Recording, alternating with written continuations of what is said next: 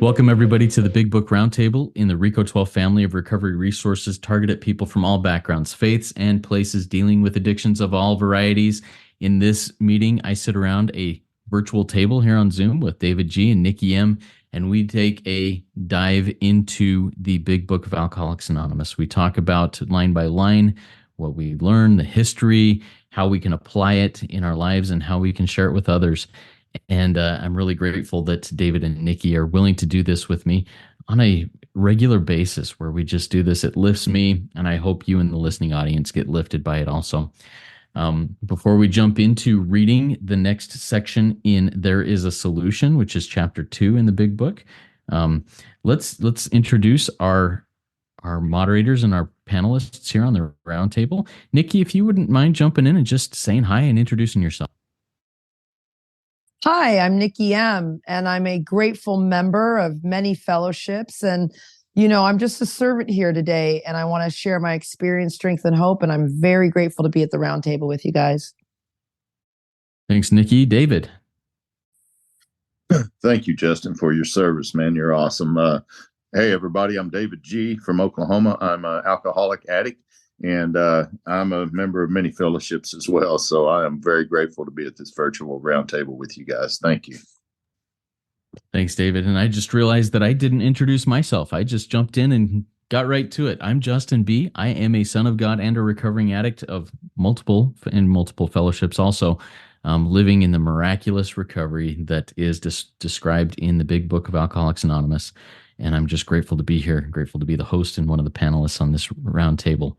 Okay, so let's jump in to reading our page and our paragraphs from the Big Book here. We'll be starting and picking up again from page 19, the top of the page of the 4th edition of the Big Book. Grab your Big Book, get your pen, highlighters out, start getting ready to make notes because we're going to learn a lot here, and we'll be reading about a page.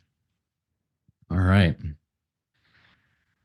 None of us makes a sole vocation of this work, nor do we think its effectiveness would be increased if we did. We feel that elimination of our drinking is but a beginning. A much more important demonstration of our principles lies before us in our respective homes, occupations, and affairs. All of us spend much of our spare time in the sort of effort which we are going to describe. A few are fortunate enough to be so situated that they can give nearly all their time to the work. If we keep on the way we are going, there is little doubt that much good will result, but the surface of the problem would hardly be scratched. Those of us who live in large cities are overcome by the reflection that close by hundreds are dropping into oblivion every day. Many could recover if they had the opportunity we have enjoyed. How then shall we present that which has been given so freely to us? We have concluded to publish an anonymous volume, setting forth the problem as we see it. We shall bring to the task our combined experience and knowledge. This should suggest a useful program for anyone concerned with a drinking problem. Of necessity, there will have to be discussion of matters medical, psychiatric, social, and religious. We are aware that these... I'm going to start that paragraph over. Of necessity, there will have to be discussions of matters medical, psychiatric, social, and religious. We are aware that these matters are, from their very nature, controversial. Nothing would please us so much as to write a book which would contain no basis for contention or argument. We shall do our utmost to achieve that ideal. Most of us sense that real tolerance of other people's shortcomings and viewpoints and a respect for their opinions are attitudes which make us more useful to others. Our very lives as ex-problem drinkers depend upon our constant thought of others and how we may help meet their needs. All right, so we've got a lot in there, and this is there's some really important stuff in here, and I'm excited to hear the takes of both Nikki and David on this. And we'll start off with Nikki. Nikki, why don't you take just a few minutes, go through that, and tell us some of the things that you have experience with and some of the insights you have. Well, thank you, Justin. And always, hearing you read over us like that, it just always makes something pop out that I have not seen before. Like, it's always a new experience. I've never been here before. So thank you. And what I have here is where it says, none of us make a sole vocation of this work. That's not what this is about. You still have to live. We have other things to do here. I was out last night with an old sponsor, and I realized he's 30 years in program plus, 30 plus. And I was like, I don't want what he has. He's literally made his whole life is this. And I looked and I thought, oh my God, I don't want that. And I used to want what he had, but I see this is not what it's about. Meetings, home, work, meetings, home, work. We're talking miracles here, not mediocre recovery. So where it says the elimination of our drinking, using is but a big, I know people who are, I'm sober. I'm sober, but I just didn't drink today. That's not enough. This is not enough. This goes so deep. And that's why what I sponsor now a lot is, as you guys know, I like to sponsor people in double digits sobriety, where they're blotting out their consciousness with things other than alcohol and drugs. And it's gone real AWOL. None of the miracles are coming true. And when it says a much more important demonstration of our principles, this is a principle program. This is, as our friend David G loves to say, this is not about just stopping drinking or whatever you're doing. This is about principles in all of our affairs. Number one, your respective home. You can be as great as you want in the rooms. Are you doing this in your home? Number two, in your occupation. It's in an order for a reason. Like if I don't make things straight at home, but my room life and my recovery life, well, what about home? What about at work, Nikki? You need a job, fully self-supporting, and your affairs. That's all the newcomers. That's every one of God's children's. And I love it says all of us. See, all of us, no one can escape this. If you're going to live this lifestyle, you don't get to just come in a meeting and drop your problems off, because all of us spend much of our spare time doing what we've just described. And then my line out here, and this is really, we have a magic magnifying mind that the book talks about on page 420. And years ago, I wrote out from this sentence, me doing God's work full time. A few are fortunate enough to be so situated that they give nearly all. And I circled all their time to this work. And I am a full-time sponsor, Justin. You know that. Like, literally, God is providing money in other ways and all this. But I lost my job in COVID. And I have not got I've got a little grocery money thing that I do, but real work, this is my job. So a few are fortunate enough. That's me. And also across the street, Cameron F., he does that full time too. That's where I got inspired. And then I love where it says here, large cities. I live in Toronto, Canada. I think it's the third or fourth largest city in North America, overcome by hundreds, I'm going to say thousands, if not millions, dropping into oblivion every day. Fentanyl, and David G knows this, and you do too, because you're in America, Justin. You guys are in America. It's scary.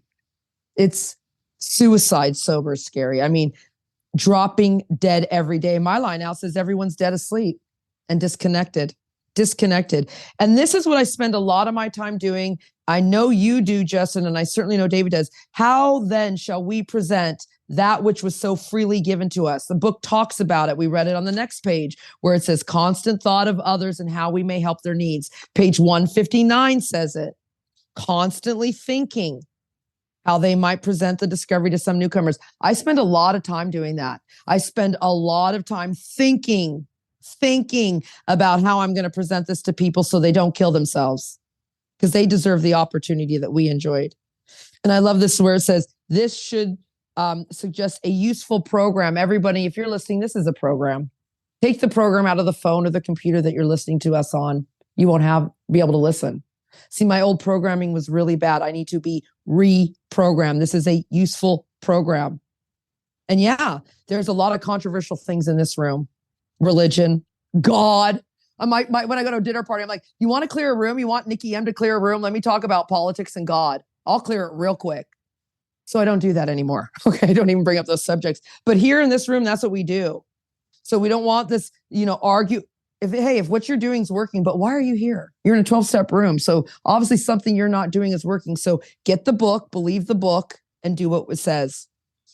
And then, of course, it says, most of us sense that real tolerance of other people's shortcomings and viewpoints, and a respect. I don't respect other people's opinions, right? I have to have respect for their opinions or attitudes, which make us more useful. And this has happened to me. You can say what you want, and I have to just go, okay, how's that working for you? This is this is so radical, like, because I love to play God, and I want you to understand me. Don't you get me? And I need to understand you. Like, no, this book says it all, so freely given to me. And I just want to constantly think about how I can help not just the newcomers' needs, you guys. How can I help 95-year-old auntie? She's the matriarch of our family. How can I help my 19-year-old son without, as we talked about in a previous episode, without being holier than thou, without having access to grind and people to please? This is a dance every day. And David and Justin and myself are doing it well, never perfect. Thank you. Thank you, Nikki. Good stuff in there. David, well, how about you? As you read through that, what are some of the things that jump out at you and that you'd like to dive into a little bit deeper? Yeah, thank you, Justin. And thank you, Nikki, so much. I just love hearing you share about this book and its contents. And man, it's just amazing. There is so much here. My gosh. And I mean, Nikki covered it very beautifully. There used to be a guy that said in our meetings all the time, and he said, I just want to retire and go all over the world and do AA. And I said, yeah, hell, you and all the rest of us, but, some of us got to work, And he said, no, I could change the world with this message. And I said, well, that may be true, but this tells me none of us make a sole vocation of the work. But here's the more important part than that. Hell, we don't even think its effectiveness would be more increased if you or me were able to do that. Because if you do what is outlined right here, it don't matter who brings it to you. If you're willing to do it, then you're gonna get it. And it gives me a very strong warning in that next sentence. It says that the elimination of drinking or whatever it may be, that's a beginning. That's not where it ends. When I came in here, I just thought, I just need to quit drinking and running around on my wife and beating people down and going to jail and everything will be okay. No, that's just the beginning. Because what's more important than any of that is how I demonstrate these principles in my home occupations and affairs, like Nikki talked about. It's a demonstration. It's not a talk anymore. There was a time, my wife loves Christmas lights up on the house during that time of year.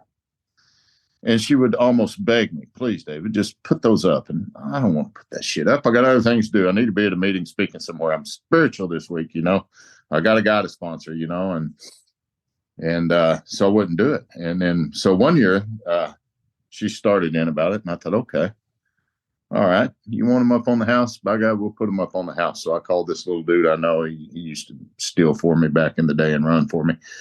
And I said, man, go over there and put up those Christmas lights. I'll give you $25. And he come over, he had them put up in just a few minutes, and it looked beautiful. And the first year he come around, he was like, hey, she wants me to take them down. I said, no, you're leaving them up. He's like, are you serious? And I'm dead serious. You're leaving them up. And I left them up all year, man. And that's the way that I lived my life. It was about me and my wants and teaching somebody a lesson. Today, my demonstration is I put them up right after Thanksgiving, and by God, I take them down at the New Year. I climb my lazy ass up on top of the house, and I do what I do.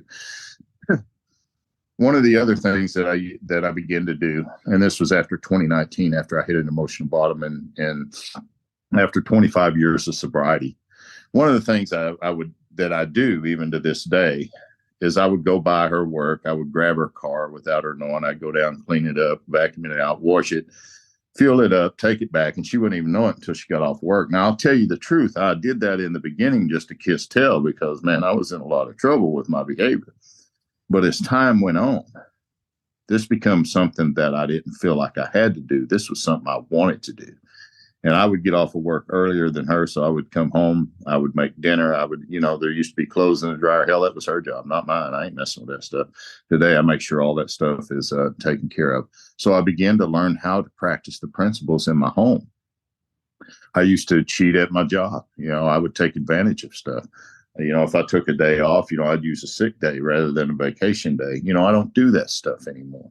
I do what I'm supposed to do, and I don't always like it, but you know what? I've learned to do it. So that's how, and I love what you read there. It said, all of us spend much of our, and here's the key word, spare time.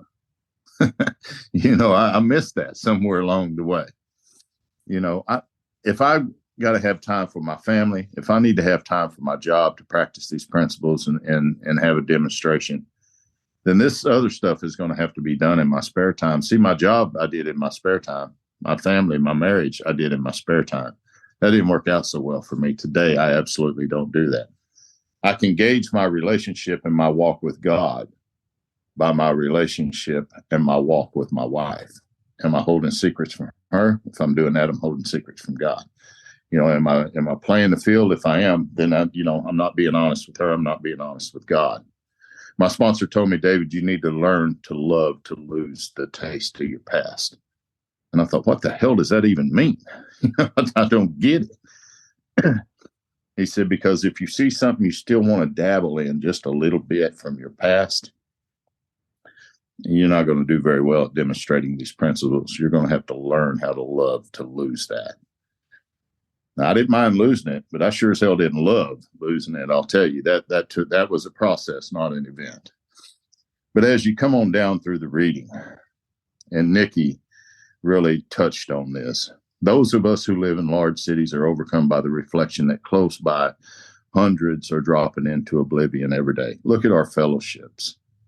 Look at the people that come inside of these rooms that are dropping into oblivion every day. They're not able to stay.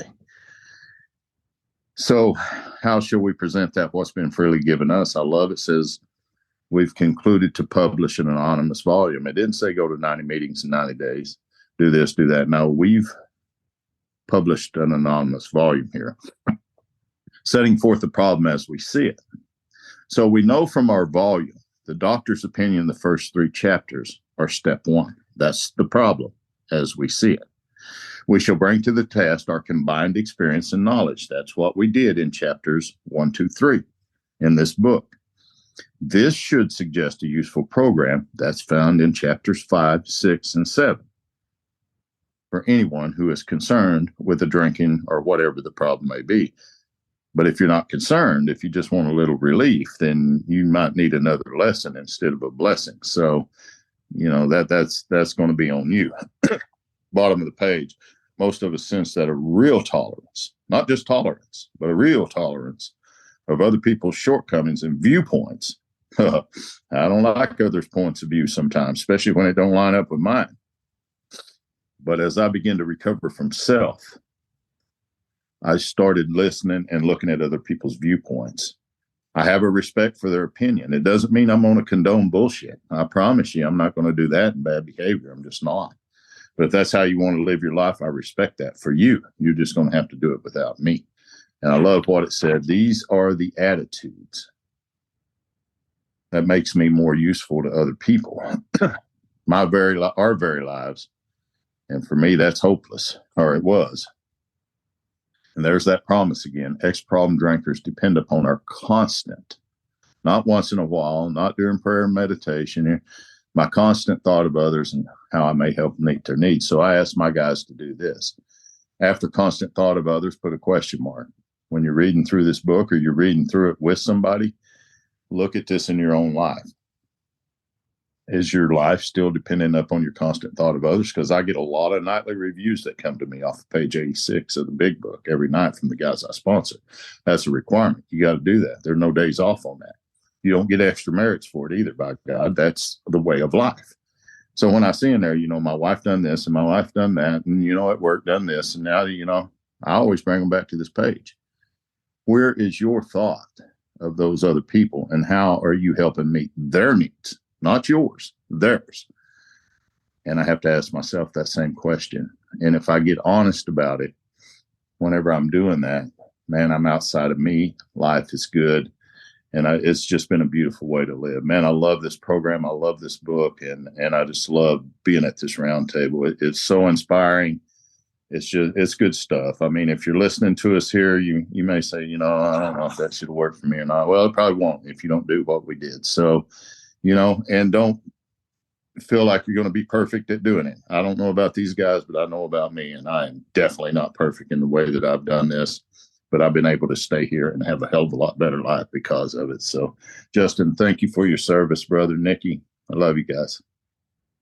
Thank you, David. Thank you, Nikki. Quick question for each. Well, I have a question for each of you. Nikki, you talked about when you make the approach in the rooms that you currently are seeking people who have many years in the rooms of recovery in sobriety.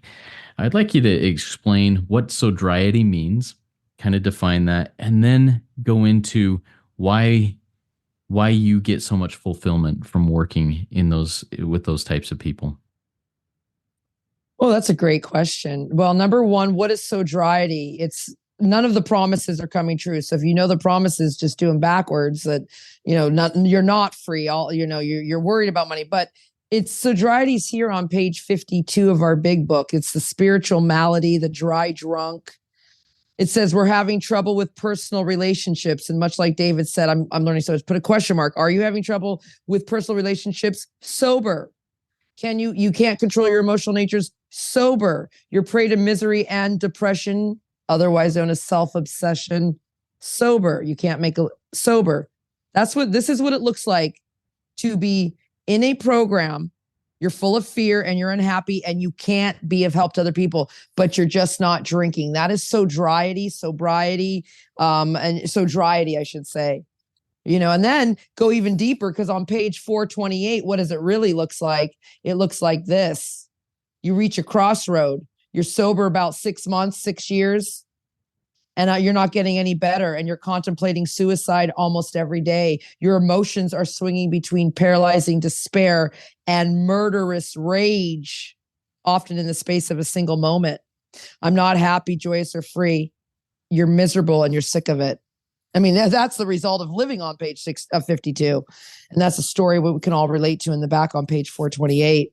And so why do I enjoy that? Well, I've been here, like I said, 12 years. First 4 years, I didn't do anything. I didn't know. No one, raise your hand if you need a sponsor. I couldn't find one in the room I was in. No one was sponsoring. And then in the next time, after I got a sponsor who made the approach, armed me with the facts in the big book, I started sponsoring. But, as it said, in our spare time, and then it became monotonous. I was only sponsoring women. Then I thought, well, let me sponsor men. And then let me sponsor, so I can have different experiences. If I do the same thing every day, I've been here 12 years. If I do the same thing, I'm just going to get the same results. I need to improve conscious contact.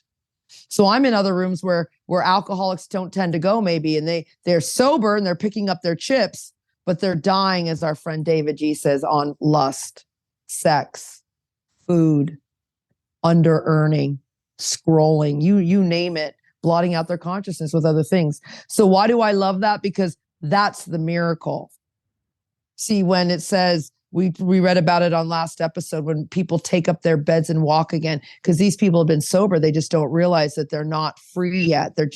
It's the mediocre recovery that everyone is talking about in 2024, but our book really talks about miracles. This is serious because, we just talked about it on that page where it says dropping into oblivion. How about put your line out, everybody, on page 19, sober every day. It's not what read the vision for you. It says anybody and everyone welcome who wants a spiritual way of living. It talks about miracles. It talks about being reborn. The three of us are parents, and we know what birth is like. It's painful and it takes time and effort. So why do I love working with these people? Because, man, they've been sober a while, and then to watch their brains explode, but about what can really happen when you work this program. I would have, it's probably interesting to see David G get sober for those years, but to see him get really reborn in 2019, wow, brains exploding. I hope that's helpful. Yeah, thank you. And, that dropping into oblivion, you mentioned, Nikki, several different ways of doing that, whether it be scrolling, whether it be sex, whether it be food, whether it be whatever, gambling, whatever it may be, sober in our primary addiction, but spinning out of control in these other places. And David, that's kind of where I want to go to you on this question is you said something that a previous sponsor, I think, told you. It was something like, learn to love to lose the taste of the past. You know, and that taste may not be in the past. I may still love the taste of scrolling. We'll just say scrolling, and I'm dropping into oblivion in scrolling. David, talk to me about that process of learning to love, first losing the taste of the past and then learning to love the taste of to lose the taste of the past. Thank you, Justin. That's a very good question. And that's the same question I asked him. How the hell do you do that? And one of the things that he said to me was, it's like going into a strip club after you've been sober and away from it for a little while. There's no drinking, there's no drugging, there's no touching, there's no feeling. I just want to sit back and watch for a few minutes and I'm going to get the hell out of there. Well, I'm still loving the taste of my past. I want a taste of that. I don't want all of it. I don't want the consequences. I don't want to get into all that. But I want just a little taste of that. So how am I going to learn to love to lose it? One, if I walk close in these daily disciplines, and trust me, I've done that for a while, and even in sobriety, which turned to sobriety, as Nikki was talking about, and someone began to tell me how wonderful that I'm doing. You're doing all this service work and things are good. Could I get your number? Could I this? Knowing that I had made a promise to my wife that that's something that I wouldn't do again. It's not going to be that bad, and I do it anyway. It really wasn't that I wanted to get involved with that person. It's just I kind of wanted a little taste of the past. So how did I learn to love to lose that? Well, one, I got a pretty good ass kicking for one.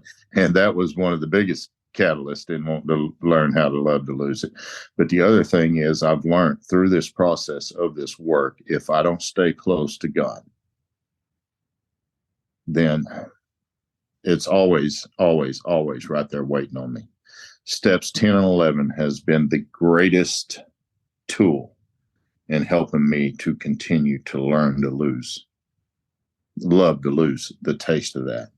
Because what I've found in my relationship with God, especially in the early beginning, and most of us can relate to this, when that first spiritual experience was almost like, all of a sudden I could see things, I could smell the earth, I could watch the birds chirping, I could see, I was aware, I had this ultimate awareness.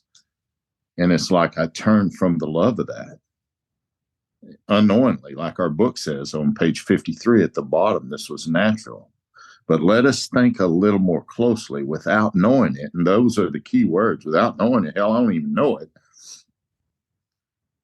Have we not been brought to where we stood by a certain kind of faith? And I thought that was talking about faith in God. No, this is talking about faith in my thinking. Because if you look at the top of page 54, it says exactly that. It starts talking about our thinking, and it says, but what is this but a sort of faith? So in order for me to continue to learn to love to lose the taste of any of that stuff, I've got to stay close to what took me away from that to begin with. And that was the principles as outlined in this work, in the Big Book, sharing that with other people and humbly relying upon my Creator, and damn sure being honest with my wife. I mean, there's things that I've sat down and told her, it's like, you know what, this is going to hurt me to tell you, but I want to tell you what's been going on in my head. And I promise you, that shuts that shit down immediately. It's almost like the eagle's like, no, don't do that. But those are some of the tools that I use today. Here's what I'm thinking, and this is what I'll damn sure do. And we pray together, we walk through it together, and you know what? It goes away. So I'm learning. I haven't learned to love to lose the taste, but I'm learning to love to lose the taste, because the taste of that shit is bitter. I don't want any more. I'm good where I'm at today. So I'm glad to be here with you guys. Thank you. And thank you, David, for walking through that. When you first said that, I thought, well, I got to become perfect at losing the taste of that and loving to lose the taste of that, because I got to be perfect. That's just my all or nothing thinking as an addict. And I'm grateful that you say, hey, I'm learning. I haven't learned it. I'm learning it. And that gives me a lot of grace for myself and compassion for myself and others. All right. So let's just take a minute here and do a quick wrap up and takeaway. Nikki, what's real quick 1 minute wrap up takeaway from our discussions and reading today for you?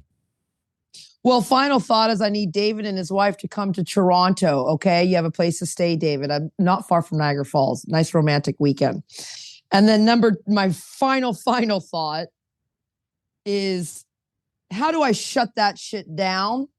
I love when David said that. I need to shut that shit down. And how do I do it? Page 20, constant thought of others. I have to have a constant. It's in my mind. What I think, I believe, I become, I do. Constant thought of others. I'm a servant. How do I shut that shit down that's loud in my mind? I have to constantly think, how can I best serve thee? Thy will, not mine, be done. Thank you. Thanks, Nikki. Love that. David, how about you? 1 minute takeaway and wrap up. Yeah, thank you, Justin. I just love being here with you guys, and a much more important demonstration of the principles. That's my takeaway here today. It's a hell of a lot. It's much more important that I demonstrate to you what's going on in my life is to sit here and tell you all about it. So come to Oklahoma, hang out with me, you guys. We'll go do some Native American sweat lodges, ceremonies. We'll go to some meetings. We'll get into recovery. We'll do what we do, man. Good stuff. Good to be here. And I love being part of this little fellowship. And I hope that each of you out there in the listening audience love it too. My takeaway is also from that last sentence of what we read today. Our very lives as ex-problem drinkers, users, thinkers, scrollers, sex misbehaviors, whatever it is that it is, depend on the constant thought of others and how we may help meet their needs. You know, if I'm looking down and in at myself, self-pity, self-loathing, self-thinking I'm all that there is, and it's all right here with myself, my very life is in danger. But if I'm looking up and out, my focus is up at God and out at others and how I can be of service to them, constant thought of others, my life is saved and moving forward. And I love this. I love this life. I love that I get to sit around this table with these two amazing people. And I keep coming back here because it's worth it and because it works and because I'm worth it. You guys keep coming back. Come all the way in, sit all the way down. Work it. You are worth it.